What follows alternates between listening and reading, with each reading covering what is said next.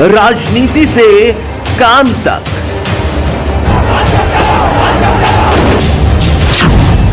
अपराध से अंजाम तक, खेत से खलिहान तक, अब हर खबर पर होगी हमारी नजर। पाइए सीधा अपने मोबाइल पर।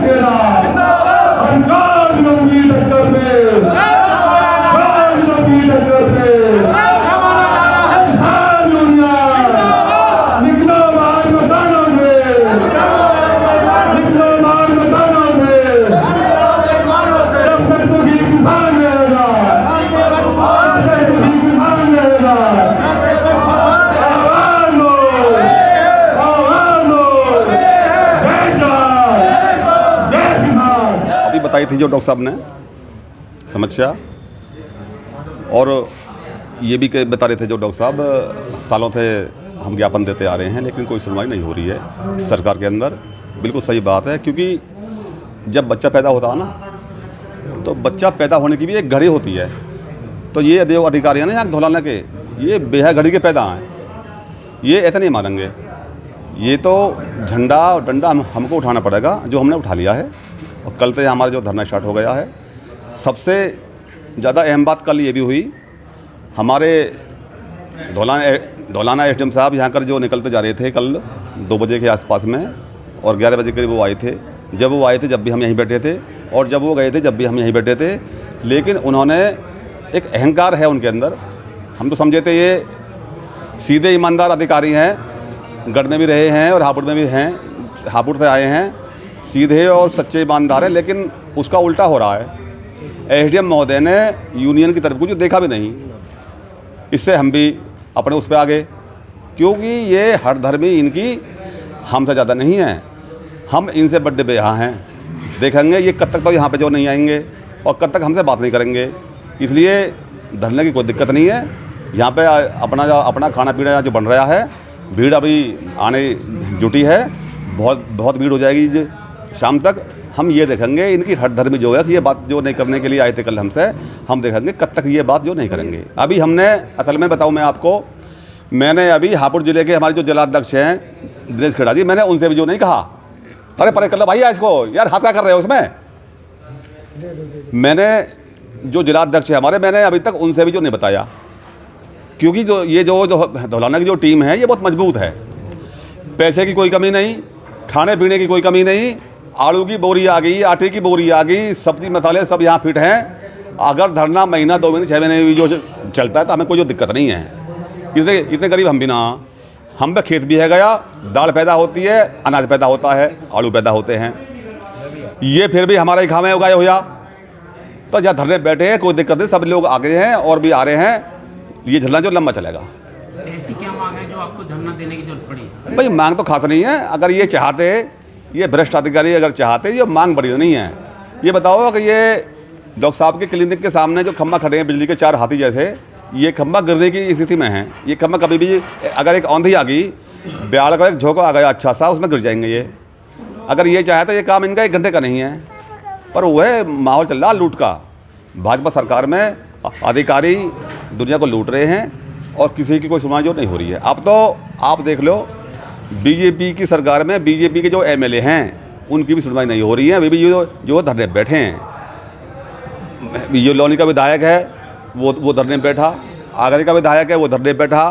तो ये सब हो रहा है। और आप हमने अभी जो सुनी ही, ये मोदी का योगी का एक उठा के कहना था कि भाई भाजपा की जो सरकार में बहन बेटी सब जो सेफ हैं और जो सुरक्षित हैं, कोई सुरक्षित नहीं है। आप देख रहे हैं धौलाना में 3 दिन के अंदर 2 वारदात हो गई हैं। तो इसका जिम्मेदार कौन है? इसका जिम्मेदार हापुड़ का जिलाधिकारी, हापुड़ का एसएसपी और धौलाने का जो एसडीएम, धौलाने की पुलिस, ये सब इसके जिम्मेदार हैं। 2 वारदात 2-2 किलोमीटर के अंदर में हो रही हैं। रेप हो रहे हैं, तो इसकी जिम्मेदार जो सरकार है, यहाँ के ये अधिकारी है, भ्रष्ट सरकार है, भ्रष्ट अधिकारी हो रहे हैं, इसलिए धरने पे बैठ गए हैं। तो धरना कब तक चलेगा? धरने का कोई लिमिट तो होती नहीं, जब तक ये चाहेंगे। ये धरना हमारे हाथ में नहीं है, ये धरना धौलाना के जो अधिकारी हैं, एसडीएम हैं या तहसीलदार हैं या पुलिस है या बिजली वाले हैं, इनके हाथ में। ये चाहे तो आज उठा दें, ये जो ना चाहें तो 1 महीना उठे, इनके हाथ में। आज हम उत्तर प्रदेश जनपद हापुड़ क्षेत्र के कस्बा धौलाना तहसील में इस वक्त हम मौजूद हैं। यहाँ पर क्षेत्र की विभिन्न समस्याओं के संबंध में भारतीय किसान यूनियन टिकैत के पदाधिकारियों ने यहाँ पर धरना प्रदर्शन किया है। आइए हमारे साथ डॉक्टर साहब इनसे जानना चाहते हैं किन मांगों को लेकर के यहाँ पर धरना प्रदर्शन किया जा रहा है। जी, मेरा नाम डॉक्टर KP सिंह है। मैं कैंसर चिकित्सक हूँ और नई तहसील गेट नंबर 1 के सामने धौलाना मेरा कैंसर का क्लिनिक है। देखिए, काफ़ी दिन से हम लोग जो है यहाँ के SDM साहब को, यहाँ के SDO साहब को शिकायत देते आ रहे हैं। हमारा जो हॉस्पिटल है उसके सामने 4 खंभे खड़े हुए हैं बिजली विभाग के, जिसमें 2 खंभे जर्जर हालत में हैं और कंडीशन ये है कि वो कभी भी गिर सकते हैं, गिराव स्थिति में हैं। अगर मान लो तेज़ आंधी तूफान आ जाए तो वो कभी भी गिर जाएंगे, जिसकी वजह से जान माल की हानि भी हो सकती है, नुकसान हो सकता है। हमने बिजली विभाग वालों को अपने स्तर से कई बार शिकायत दी, वर्बली भी बोला, मिल कर के भी बोला, लिखित में भी शिकायत दी। जो भी मतलब कहने का है कि हम कर सकते थे उसके लिए हमने किया। कभी हमें ये बताया जाता कि भाई आप एक्शन साहब से मिल लो, कभी ये बताया जाता कि आप पिलखवा जा कर के मिल लो अधिकारी से। हम सब जगह गए, सबने समस्या को सुना तो सही, लेकिन उसका समाधान नहीं किया। असल में क्या है, समस्याओं को सुनने के बाद जब समाधान नहीं हुआ तो हमारी समझ में ये आ गया कि ये सब जो है पैसे की वजह से नहीं हो रहा। अगर हम पैसे दे देंगे तो समस्या का समाधान हो जाएगा, पैसे नहीं देंगे तो समस्या का समाधान नहीं होगा। जब हमारे दिमाग में ये बात आ गई कि ये सारा रिश्वत का खेल है, बिना पैसे काम होने वाला नहीं है। क्यों? क्योंकि जब उन्होंने काम नहीं किया तो हमने यहाँ SDM साहब से बोला, SDM महोदय से हमने एक बार नहीं अनेकों बार बोला, तब भी कोई कार्रवाई नहीं हुई। फिर DM साहब से भी बोला, DM साहब से बोला तो DM साहब ने कहा कि आप बिजली विभाग के एक्शन से मिलिए, वो इस समस्या का समाधान करेंगे कि ये हमारे अंडर में नहीं आता। तो फिर हम बिजली विभाग के एक्शन से मिले, एक्शन ने भी समस्या सुनी, लेके रख ली, कहा कि हम फ़ोन करेंगे, लेकिन हम फ़ोन की प्रतीक्षा करते रहे, आज तक उनका फ़ोन नहीं आया, तब भी कोई कार्रवाई नहीं हुई। उसके बाद यहाँ पर एक बार मंडल आयुक्त आई हुई थी, महिला थी, नाम मेरे ध्यान नहीं है, उनको भी हमने अपनी शिकायत रखी, उन्होंने भी शिकायत पर आश्वासन दिया, लेकिन समाधान नहीं हुआ। जब समाधान नहीं हुआ, हम हार तक करके बैठ गए, तब हमने अपने उच्च अधिकारियों से इस बारे में चर्चा करी। ये लोग नहीं सुन रहे हैं, काफ़ी समय हो गया है। तब हमारे उच्च अधिकारियों ने हमसे कहा, टिकैत संगठन ने, कि अब जो है धरना दो, धरना ही इसका विकल्प है। तो इसलिए हम लोग धरने पर बैठे हैं। रिश्वतखोरी का आलम यह है कि जब मैंने ये अपना क्लिनिक बनाया था तो मुझे मीटर लगवाने की आवश्यकता पड़ी बिजली का। तो बिजली के मीटर लगवाने के लिए मुझसे 10,000 रुपये की रिश्वत मांगी गई। तो मैंने शुरू में तो ये कह दिया, मैंने कहा ठीक है कोई बात नहीं, 10,000 रुपये दे देंगे, आप मीटर लगाओ। जब मेरा मीटर लग गया तो मैंने सोचा हो सकता है कोई सिक्योरिटी वगैरह का कुछ ऐसा मांग रहे हो। तो मैंने उनसे कहा, मैंने कहा ये 10,000 रुपये आप किस लिए मांग रहे हैं? तो उन्होंने कहा, डॉक्टर साहब क्लिनिक में लगता है या किसी हॉस्पिटल में लगता है मीटर, तो 10,000 रुपये देने पड़ते हैं। मैंने कहा अगर नहीं दिए जाएँ तो, कि नहीं दिए जाएंगे तो फिर मीटर उखाड़ के ले जाएंगे हम, आप चाहे कहीं भी शिकायत कर लेना, हमारा कुछ नहीं बिगड़ेगा। मैंने कहा अच्छा जी। मैंने भी ताव में आके कह दिया कि ठीक है उखाड़ के ले जाओ। वो हकीकत में मीटर को उखाड़ के ले गए। तो मुझे ये समझते देर नहीं लगी कि यहाँ पक्षपात है, यहाँ भेदभाव है। बिना भेदभाव के यहाँ काम नहीं हो रहा। या तो आप पैसे दो और नहीं तो आप भेदभाव के शिकार हैं।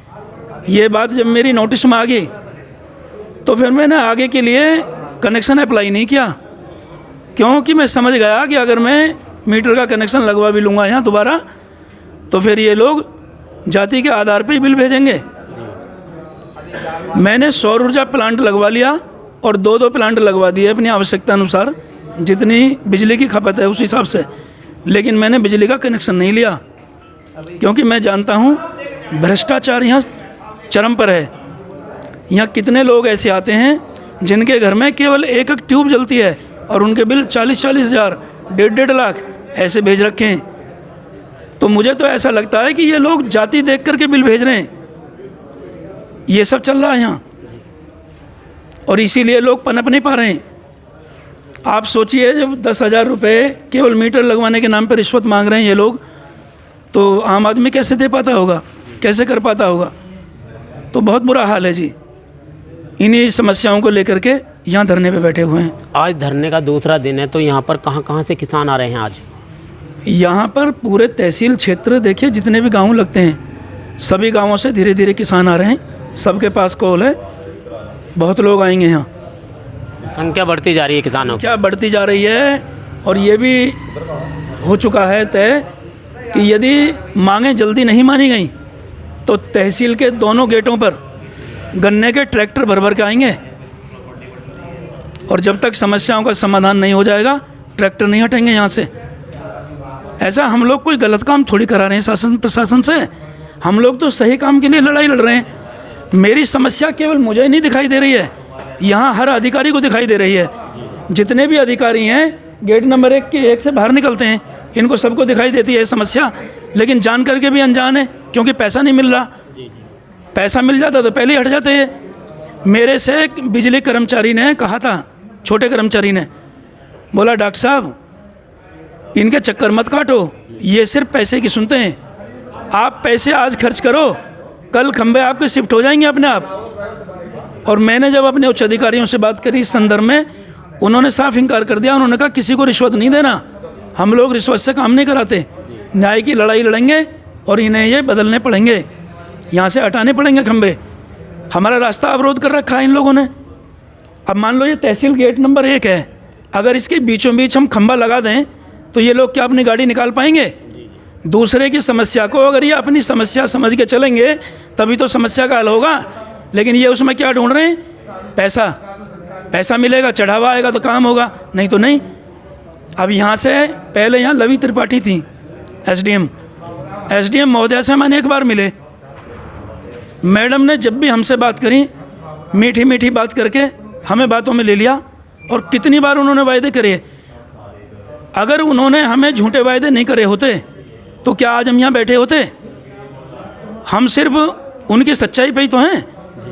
अधिकारियों ने जब भी हमसे कहा कि ठीक है आपका 15 दिन में काम हो जाएगा, ठीक है आप 20 दिन रुक जाइए, हम भरोसा करते रहे, विश्वास पे रुकते रहे।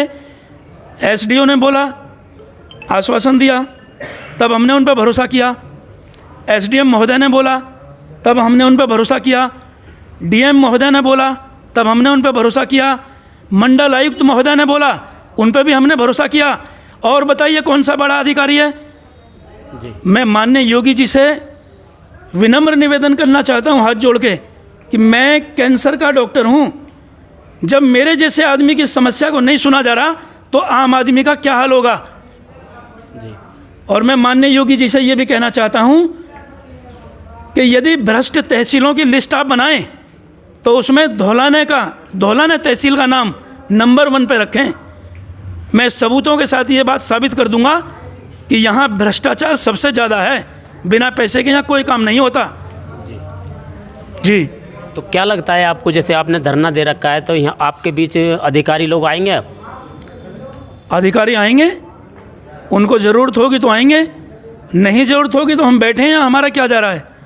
हमारा क्लिनिक सामने है। किसान भाई बाहर के नहीं हैं, सब लोकल हैं। रोज़ाना की धरना देंगे यहाँ। धरना 1 दिन चले, 2 दिन चले, 10 दिन चले, 50 दिन चले, महीने 2 महीने, जितने भी चले, साल 6 महीने भी चले, हमें कोई दिक्कत नहीं है। देखो भैया, मांग तो अनगिनत है कि 1 साल से जो भी हमने ज्ञापन दिए हैं उन ज्ञापनों का कोई समाधान आज तक नहीं हो पाया है। यानी अधिकारी लोग ज्ञापन लेकर रख लेते हैं लेकिन उन पर कोई गौर नहीं होती। अच्छा, अब यहाँ उसके बाद में तो उपाध्याय आते हैं एसडीएम, उसके बाद में वो आई त्रिवेदी जी आई हैं, अब जो है वर्मा जी आए हैं, लेकिन कोई से अब वर्मा जी को तो इतना वो हो गया कि यार वर्मा जी तो हमारी तरफ को निगाह भर के भी नहीं देखते। त्रिपाठी देख तो ले वही, लेकिन ये तो देखते भी ना हमारी तरफ को। कौन है? अच्छा, अब बात ये है कि यहाँ की स्थिति तो ऐसी है कि इन लोगों ने ज़्यादातर प्राइवेट व्यक्ति ज़्यादा लगा रखे हैं, जबकि सरकार के कर्मचारी को कम नहीं है, लेकिन वो तो किसी काम के लिए उनसे कहते तो पैसे मांगते हैं, बिना पैसे को करते नहीं, उन पर ज़्यादा जोर दिया जा रहा है प्राइवेट।